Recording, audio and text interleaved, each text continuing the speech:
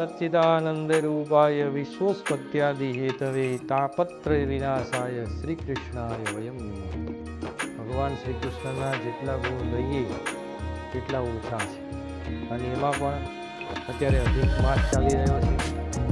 અધિક માસનો આજે 10મો દિવસ, અને 10મા દિવસની અંદર અદ્ભુત 10મા દિવસની કથા, એ કથાનો સંગમ તો અદ્ભુત એક આખું જે કહેવાય કે આજે ત્રિવેણી સંગમ થયો છે.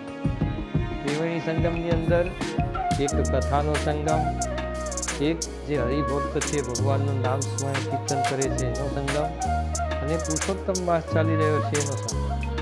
તો આ ત્રિવેણી સંગમ છે.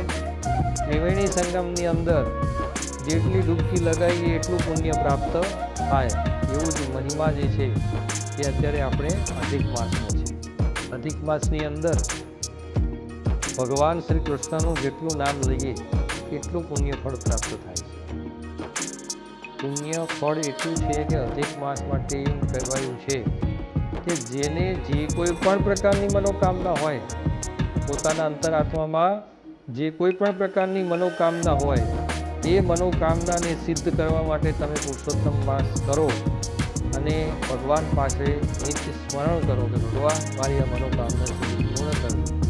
પૂર્ણ પુરુષોત્તમ ભગવાન શ્રી કૃષ્ણ એ મનોકામના એની પૂર્ણ કરે. આજે આપણે 10મા દિવસની કથાની વાત કરીએ. તો એક નાનું ગામ છે. ગામની અંદર એક ડોશીમા રહે છે. ડોશીમા એટલા હરિભક્ત કે જે કંઈ પણ જીવનમાં એમને પ્રાપ્ત થયું છે ભગવાનના નામ સ્મરણથી જ એમને પ્રાપ્ત થયું. સાદગી ભર્યું જીવન છે, એટલી ધન સંપત્તિ વૈભવ નથી. શાંતિથી પોતાનું જીવન જીવે છે અને પરમાત્માએ જે કંઈ પણ આપ્યું છે એમાં એમને સંતોષ છે. એનું એમને કોઈ પણ રંજ નથી.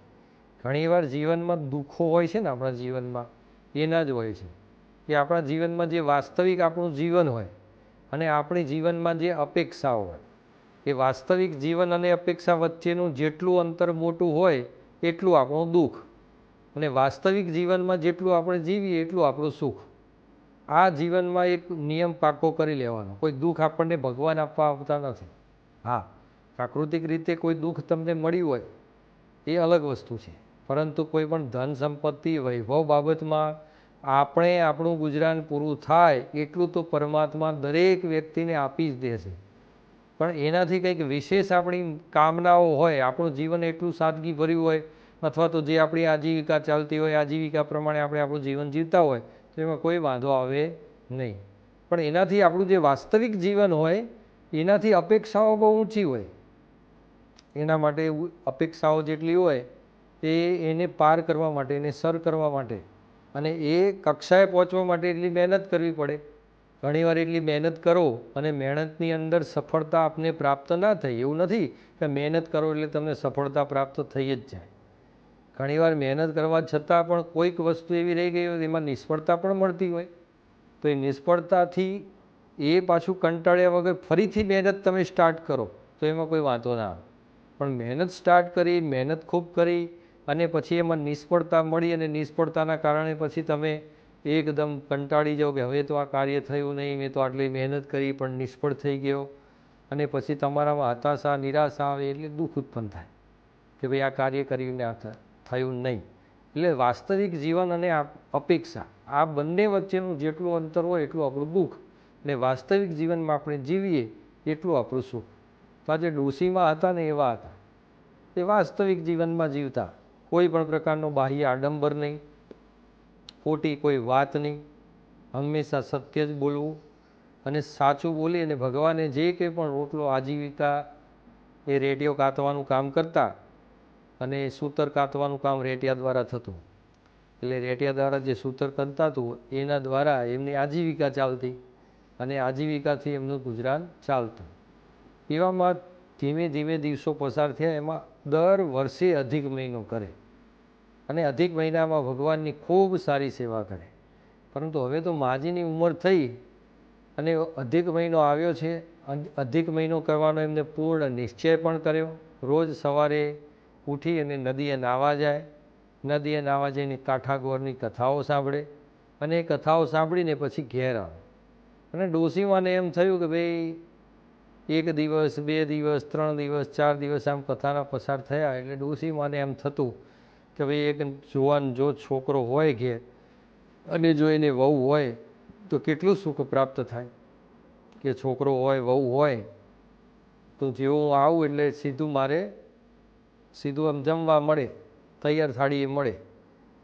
અત્યારે આ તો અપેક્ષા થાય છે. અત્યારે હવે તૈયાર થાળીએ ડોશીમાં જે હોય અને પોતાના દીકરા મોટા થઈ ગયા હોય, વહુઓ આવી ગઈ હોય, વહુઓને પણ ભગવાને સંતતિ આપી હોય એટલે કે સંતાન આપ્યું હોય અને એની જંજાળમાં હોય ને પછી સમયસર તમે આવો ને સમયસર ટાઈમે જમવા મળે કે ના મળે અત્યારે હાલના પ્રમાણમાં તો તમારા કરવો.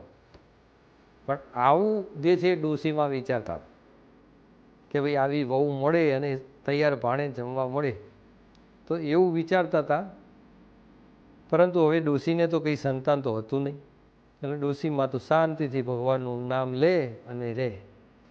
એવામાં પહેલાં શું છે, હવે અત્યારે બધા ટૂથબ્રશ હોય પણ પહેલાં બધા ટૂથબ્રશ કરતા નહોતા કોઈ. બધા જે છે ને એ લીમડાનું દાંતણ અથવા બાવળનું દાંતણ કરતા, કારણ કે એનો જે રસ હોય ને એની અંદર એવી શક્તિ હોય કે દાંતણથી તમે ઘણીવાર ચાય રાખો ને મોઢામાં તો એનો જે રસ જતો હોય એના દ્વારા દાંત પણ સાફ થઈ જાય, દાંતની કસરત પણ થઈ જાય, કારણ કે એને ચાવવાનું હોય, ચાવો એટલે દાંતની કસરત થઈ જાય. અને એમાં થોડી કડવાશ હોય, કડવાશ હોય એટલે આખી રાતના જેટલા પણ વિષાણુઓ હોય જેટલા પણ મોઢામાં તો એ બધા વિષાણુઓ દૂર થઈ જાય. એટલે હંમેશા બાવળ અને લીમડાના દાંતણો, હાલની તારીખમાં પણ ગામડામાં જુઓ તો તમે ત્યાં લીમડાના અને બાવળના દાંતણો તમને હાલની તારીખમાં પણ જોવા મળે. લોકો એનાથી જ બ્રશ કરતા.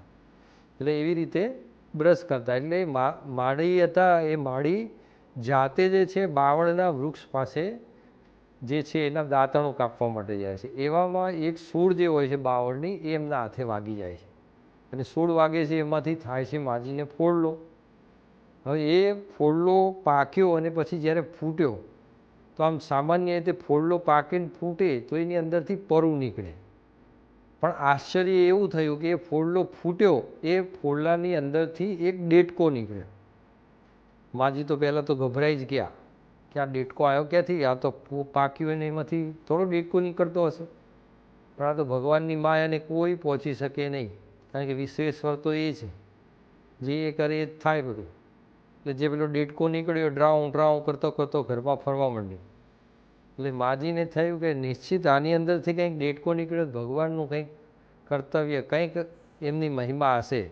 એના વગર કંઈક પાક્યું હોય ને કંઈક ડેટકો થોડો નીકળે. એટલે માજી તો એ ડેટકાને સારી રીતે ઉછેરવા લાગ્યા. એમાં ડેટકો તો ધીમે રહીને થોડો મોટો થયો. રોજ માજી નદીએ નાહવા જાય એટલે ડેટકાને સાથે લઈ જાય, પછી નદીએથી પાછા આવે એટલે ડેટકાને પાછો લાવે, પછી ભજનમાં જાય તો એ ડેટકાને સાથે લઈ જાય, કોઈ પણ કામ કરે તો પણ ડેટકાને સાથે લઈ જાય, કોઈના ત્યાં બેસવા જાય તો એ ડેટકાને સાથે લઈ જાય. એટલે હવે તો એ ડેટકો અને માજી, અસલ એ ડેટકો પણ માજી જે કહે ને એમ કરે. આમ થોડો દૂર જતો રહ્યો અને ડેટકાને હલકેરીને બોલાવે કે ભાઈ પાછો આવે અહીંયા તો પાછો આવી જાય. એટલે ડેટકો જેમ પાડેલું અત્યારે હોય, કોઈ આપણે શ્વાન હોય ઘરમાં, કોઈ કૂતરો પાડ્યો હોય અને એને બોલાવીએ કેવો ફટ દઈને આવી જાય આપણી પાસે, એવી રીતે આ ડેટકો પાડેલો એટલે ડેટકાને બોલાવે એટલે ડેટકો પાછો આવી જાય. વાસ્તવમાં ડેટકાના સ્વરૂપમાં પુરુષોત્તમ ભગવાનનો જ એક અંશાત્મક અવતાર હતો કે જે ડેટકામાં રહેલો. ભગવાને આ માજીની કામના ગ્રહણ કરી હતી અને એ ડેટકાની અંદર એમનો વાસ. એટલે એ ડેટકાને માજીને એટલા મોહ, આમ કહેવાય માયાની અંદર પ્રવૃત્ત કરી દીધેલા કે ડેટકા વગર માજીને ચાલે નહીં. હવે માજી રોજ નદીએ નાહવા જાય એટલે ડેટકાને લઈને જાય અને ડેટકાને જેવો માજી જે છે એ સ્નાન કરાવવા જાય એટલે માજી સ્નાન કરાવવા જાય એટલે આ બાજુ ડેટકો હતો એ પોતાના વાસ્તવિક મૂળ સ્વરૂપમાં આવી જાય, એટલે કે પુરુષ સ્વરૂપમાં આવી જાય અને એક યુવાન તરુણ અવસ્થામાં આવી અને એ પણ નદીમાં સ્નાન કરીને નદીમાં સ્નાન કર્યા પછી પાછો તો એ વાસ્તવિક સ્વરૂપ ડેટકામાં આવી જાય. હવે આ જે ઘટના બનતી એ મહેલ ઉપરથી નજીકમાં જે નદી હતી, નદીના કિનારે એક મહેલ હતો. એટલે મહેલના કિનારે રાજકુમારી હતી, એ રોજ જોતી. એટલે આ વસ્તુ જે જોઈ એને અચરજ થયું અને પછી એને તપાસ કરી તો ખબર પડી કે ભાઈ આ જે એકદમ આમ નાનું જે છે આમ વાસ્તવિક સ્વરૂપમાં આવે છે, સ્નાન કરે છે, સ્નાન કરાયા પછી ડેટકો બની જાય છે. તો આ ડેટકો છે કોનો? એટલે તપાસ કરાવી ખબર પડી કે આ માજીનો ડેટકો છે. હવે આ જે રાજાની રાજકુમારી હતી ને એ તો ભગવાનના મૂળ તત્વને જ ઓળખી ગઈ હતી, કારણ કે એ પણ થોડી ખબર અંતર પડી ગઈ હતી એને કે આ દેડકામાંથી જે છે કોઈ અવતાર ઉત્પન્ન થાય છે અને એકદમ પુરુષ ઉત્પન્ન થાય છે અને પછી પાછો દેડકો બની જાય છે. એટલે એને પણ નવી, અને પુરુષ એને જોયેલો તો એટલો રૂપ અને તેજ કે એ જોઈને એને મોહિત જ થઈ ગયેલી એ રાજકુંવરી. રાજકુંવરી પણ તરુણ અવસ્થાની હોય છે, યુવાન હોય છે, અને આવો સુંદર મજાનો રાજકુંવર જેવો યુવાન જોવે એટલે એની પણ એવી ઈચ્છા હોય છે કે ભાઈ આ યુવાનને જ હું વળું અને અહીંયા જ લગ્ન કરું. પણ અહીંયા તો ગામમાં આવે તો બધાને દેડકાવાળા માજી તરીકે જ ઓળખાય. કોઈ પણ પૂછે તો કે ભાઈ દેડકાવાળા માજી, એટલે એ રીતે જ નામ એમનું પ્રચલિત થઈ ગયેલું. હવે આ બાજુ રાજકુંવરી માટે ઘણા બધા માંગા આવતા સારા સારા. તો સારા સારા માંગા આવે તો પણ એ માંગાઓને આ રાજકુંવરી ઠોકરાવી દે કે ભાઈ મારે કોઈ લગ્ન કરવા નથી, એટલે ના પાડી દે. પણ એમને એમના મા બાપને કહ્યું કે પિતાજી, એક આ નગરની અંદર એક ગામની અંદર એક ડોશીમાં છે અને એ જે ડોશીમાં છે એમને ત્યાં દેડકો છે અને મારે તો એમના એ દેડકા સાથે લગ્ન કરવા છે. એ બધા વિચારો પડી ગયા. એના મા બાપે બોલવા માંડ્યા કે તને કંઈ શરમ આવે છે કે કોઈ બીજો પુરુષ હોય અથવા તો કોઈ ક્ષત્રિય જ્ઞાતિ હોય, વૈશ્ય હોય, એનો કોઈ યુવાન હોય એના માટે કહ્યું હોય તો પણ અમે લગ્ન માટે રાજી થઈએ. કંઈ દેડકા જોડે તો કંઈ લગ્ન કરાતા હશે? બધા એમ કહે છે દેડકાની વહુ હોય, દેડકાની વહુ હોય કરીને તને ચીડાવશે અને આવી રીતે થોડું ગાંઠ પણ થાય. પણ રાજાની રાજકુંવરી જે છે એ એકની બે નથી. એને સ્ત્રી હઠ એવી કરી કે સ્ત્રી હઠ સામે માતા પિતાને ઝૂકવું પડ્યું. એટલે બધાના નગરના સૈનિકો બોલાવી અને જે દેડકાવાળા માજી હતા એમને રાજાએ નગરમાં બોલાવ્યા. નગરમાં બોલાવી અને માજીને કહ્યું કે માજી, તમારો જે દેડકો છે એ દેડકા સાથે મારી કુંવરી લગ્ન કરવા માગે છે. ત્યારે માજીએ કહ્યું કે રાજા, જે કુંવરી છે તમારી એ તો કદાચ એને સમજણ ના હોય, પણ તમે તો સમજો છો અને દેડકા જોડે તો કંઈ લગ્ન થતા હશે કે? અને આજે હું ઘરડી છું, મારી ઉંમર થઈ ગઈ છે. હવે દેડકા જેવું જે છે એ તો કંઈ કમાવા જવાનો નથી દેડકો તો. કાલે ઉઠીને ઘરનું ગુજરાન પૂરું કરવું પડશે તો મારે કરવું પડશે. તો તમારી દીકરીને તમે દેડકા સાથે લગ્ન કરાવો અને મારા ઘરે લાવો તો એક યુવાન છે, તો યુવાન સ્ત્રીને મારે સાચવવી ક્યાં અને એની આજીવિકા કોણ પૂરું કરશે? આ બધું ડોશીમાએ કીધું. પણ રાજાએ કીધું ડોશીમા, તમારી બધી વાત હું સમજું છું, પણ હવે આ મારી કુંવરીની જીદ છે તો જીદને થોડા સમય માટે તમે પૂર્ણ કરો અને પૂરી કરો ને એ દેડકા સાથે તમારું લગ્ન કરાવો એટલે એની એક જીદ પૂરી થઈ જાય. એટલે તરત જ ડોશીમા તૈયાર થયા અને ડોશીમા તૈયાર થયા એટલે દેડકા સાથે કુંવરીના લગ્ન કરાવવામાં આવે છે. લગ્ન કરી અને કુંવરી જે છે એ ડોશીમાના ઘરે આવે છે. અને જ્યારે આખા નગરમાં ખબર પડી કે ભાઈ રાજાની રાજકુંવરીના લગ્ન આ ડોશીમાના દેડકા જોડે થાય છે, ત્યારે તો બધા ગામમાં કુતૂહલ થવા લાગ્યું. લોકો કહે કે આ સામાન્ય દેડકો ના હોય કે રાજાની રાજકુંવરી લગ્ન કરવા તૈયાર થાય. આ નક્કી રાત્રિમાં કોઈ રૂપ બદલતો હશે.